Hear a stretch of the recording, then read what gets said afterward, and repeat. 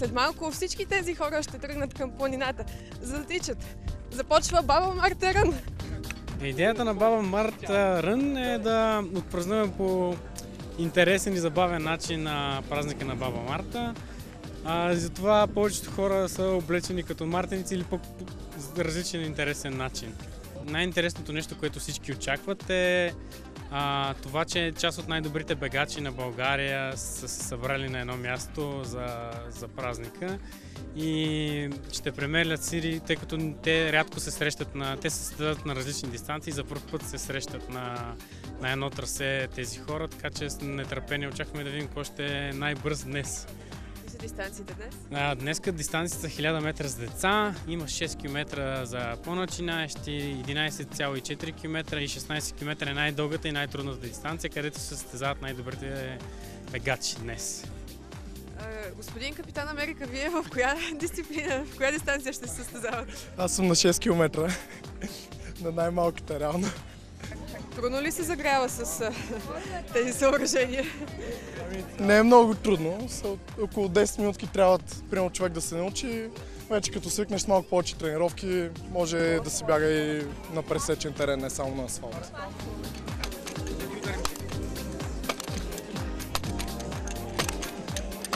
Защо реши да се включиш в Баба Марта Рън?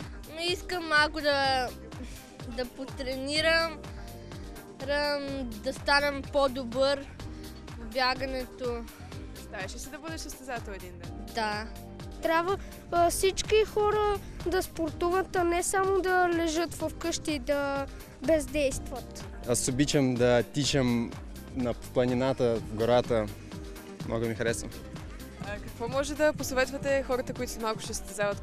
Какво е важно за едно такова състезание, като съвети, които можем да дадете? Най-важно желанието да участват, да бягат, такова за здраве, това е много, много полезно. А нещо в самата техника, нещо така? Не. Най-важно да започваш на дългите дистанции, започваш по-бавно и накрая по-бързо. Това е най-важното. Голямо натоварване, трябва човек да прецени какво и колко може да избяга всъщност, защото също така наистина трябва да се внимава за контузии. Има някои много опасни участъци, преди януарското бягане беше много тежко.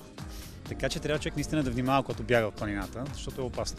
На мен ми харесва, защото само излизаш и тичаш, няма да се преобличаш, и така. Природата, всичко го разбираш толкова приятно, а пък и спортуваш в този момент, който за нас е най-важното. Какво е хубаво на спортуването сред природата? Дишаш из въздух, приятно ти е да се разхождаш, опознаваш всяко едно място покрай тебе.